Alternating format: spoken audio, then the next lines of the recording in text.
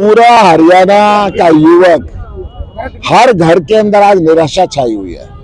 हर घर के पढ़े लिखे बच्चे को रोजगार मिल नहीं रहा है। युवक अपराध के रास्ते पे जा रहा है, युवक नशे के रास्ते पे जा रहा है, युवक विदेश की तरफ मुंह कर रहा है अपनी पुश्तैनी जमीनों को बेच के, युवक सुसाइड कर रहा है। हरियाणा के अंदर बहुत बुरा हाल आज नौकरियों का है। ना हरियाणा सरकार अपने 2 लाख रिक्त पदों को भर रही है, केवल कौशल रोजगार के माध्यम से एक टाइम पास का काम कर रहा है। जैसे उन्होंने फौज के अंदर कर दिया कि 4 साल के बाद और होके रिटायर होके घर पे आ जाओ और जिंदगी बेकार। आज मैं ये बड़ी स्पष्ट तौर पे कह देना चाहता हूं कि निकम्मी भ्रष्टाचारी सरकार को जड़ से उखाड़ फेंक देने के लिए हरियाणा की जनता तैयार है। हरियाणा के युवक को रोजगार चाहिए। उस युवक की आवाज में आवाज बना के आज पूरे प्रदेश के अंदर आम आदमी पार्टी के युवा विंग प्रदर्शन कर रहा है और चारों तरफ रोजगार की मांग कर रहा है। गुप्ता जी, लेकिन हरियाणा सरकार तो लिस्टें निकाल रही है, रोजगार देने का दावा कर रही है, नौकरियां देखिए, हरियाणा सरकार कौशल रोजगार के माध्यम से 18,000 रुपए में कुछ पढ़े लिखे युवकों को रोजगार दे रही है। 2 लाख जो स्वीकृत पद खाली है जिसमें प्रॉपर तनख्वाह मिलनी चाहिए, वहां पे रोजगार क्यों नहीं निकल रहे? उन स्वीकृत पदों को क्यों नहीं भरा जा रहा? अकेले 71,000 से ऊपर शिक्षा विभाग के अंदर पद खाली है। बच्चों की शिक्षा का क्या होगा? चिकित्सा विभाग के अंदर 21,000 से ऊपर पद खाली है, पुलिस में खाली है, ट्रांसपोर्ट के अंदर, हर विभाग के अंदर पद खाली है। ये सरकार उस तरफ ध्यान नहीं दे रही। लेकिन इजराइल में बेचने की बात कर रही है, इजराइल बेचना बहुत शर्म की बात है।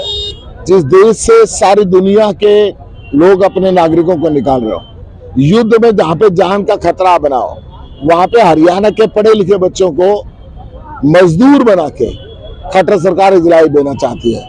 और मजदूर बनने के लिए भी पढ़ा लिखा युवक मजबूरी में तैयार है। वो कहता है घर में भूख से मरे, इससे अच्छा गोली खा के मर जाए। लेकिन जैसे आप लोग कह रहे हैं, इकट्ठा होकर आवाज उठा रहे हैं, लेकिन ना तो यहाँ पे इतनी ज्यादा स्ट्रेंथ दिख रही है और आपकी पार्टी से भी लोग भाग रहे हैं।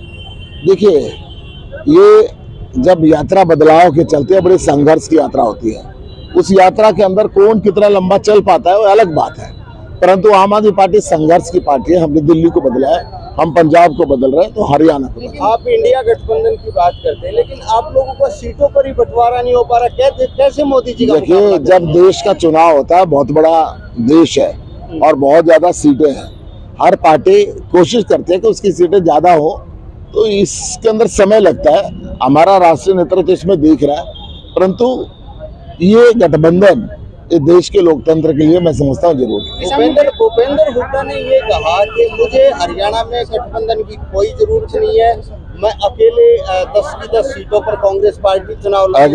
अगर भूपेंद्र हुड्डा जी राहुल गांधी जी की बात को नहीं मानते, अगर भूपेंद्र हुड्डा जी खड़गे जी की बात को नहीं मानते, जो गठबंधन की बात कर रहे हैं, तो वो किसकी मानते हैं मुझे नहीं पता। यही कारण है कि कांग्रेस में गुटों में बट गई है। हर व्यक्ति अपने आप को कांग्रेस कहता है। जो हुड्डा जी कहते हैं, दूसरा गुट कह देता है कि हमने तो बात कही नहीं, हमारी पार्टी में तो बात हुई नहीं। तो ये बातें इनको समझनी पड़ेंगी। हमारी पार्टी भी सक्षम है, 10 की 10 लोकसभा सीटों पर लड़ने के लिए सक्षम है, 13 की 13 पंजाब में लड़ने के लिए सक्षम है, 7 के 7 दिल्ली में लड़ने के लिए सक्षम है। हम पूरी तैयारी के साथ है। परंतु फिर भी राष्ट्रीय नेतृत्व का इंतजार है कि राष्ट्रीय नेतृत्व क्या फैसला। गुटबाजी का आप आरोप लगा रहे हैं, फिर अभी से गुटबाजी है तो कैसे चल पाओगे आप कांग्रेस के साथ? देखिए, वो उनका काम है अपनी पार्टी को संभालना, परंतु आम आदमी पार्टी एकजुट है। हमारे 1.5 लाख से ऊपर पदाधिकारी हैं, हर गांव के अंदर 21 मेंबर की हमारी कमेटी है, बूथ स्तर के लेवल पर हम काम कर रहे हैं। परंतु आज जो बीजेपी के द्वारा इस देश की संवैधानिक संस्थाओं का गलत इस्तेमाल किया जा रहा है, विपक्षी नेताओं के पीछे ईडी और सीबीआई को लगाया जा रहा है, इस देश के अंदर लोगों को डराया जा रहा है, धमकाया जा रहा है, जेल में बंद किया जा रहा है। हमारे आम आदमी पार्टी के मंत्री मनीष सिसोदिया जी, सत्येंद्र जैन जी, हमारे सांसद संजय सिंह जी को एक झूठे फर्जी केस में सालों से बंद कर रखा है, 1 रुपया आज तक नहीं मिला। फिर ईडी की रेड हमारे दूसरे सांसद की होती है, हमारे चीफ मिनिस्टर को बुलाया जाता है, हमारे चीफ मिनिस्टर के सेक्रेटरीज के घरों पे होती है, चवन्नी नहीं मिलती। परंतु एक बीजेपी का घमंड है कि हम डराएंगे, तोड़ेंगे, धमकाएंगे, जेल में बंद करेंगे। आम आदमी पार्टी का राष्ट्रीय नेतृत्व अरविंद केजरीवाल जी की आंधी अब देश में चल पड़ी है और ये विकास की गति रुकने वाली किसान दिल्ली की तरफ कूच कर रहा है और एमएसपी की मांग हो रही है। प्रधानमंत्री ने खुद वायदा किया था कि एमएसपी का कानून बनाएंगे। आज तक संसद में एक शब्द उस एमएसपी के कानून के लिए बोला नहीं गया है। तो किसानों की जायज मांग है, वो प्रधानमंत्री को उनका वायदा याद कराने के लिए आ रहे हैं कि उनसे जो वायदा खिलाफी की है क्यों की है। 750 से ऊपर किसानों ने शहादत दी थी, आज तक ये शोक प्रस्ताव पारित नहीं कर पाए, आज तक एमएसपी के लिए संसद में एक शब्द नहीं बोल पाए। तो किसान कब तक सहन करे? किसान भी अपनी आवाज उठाएगा। आम आदमी पार्टी किसान के साथ है, पहले भी थी और आगे भी रहेगी। मेयर चुनाव को लेकर जिस तरह सांसद हुई चंडीगढ़ में, उसको लेकर क्या है? लोकतंत्र की हत्या की। मेयर ने चुनाव, इंडिया गठबंधन की टीम जीत रही थी, पीठासीन अधिकारी ने अपने आप को बीमार कर लिया। जब हम कोर्ट में गए तो कोर्ट ने कहा ये बहानेबाजी नहीं चलेगी, चुनाव कराओ।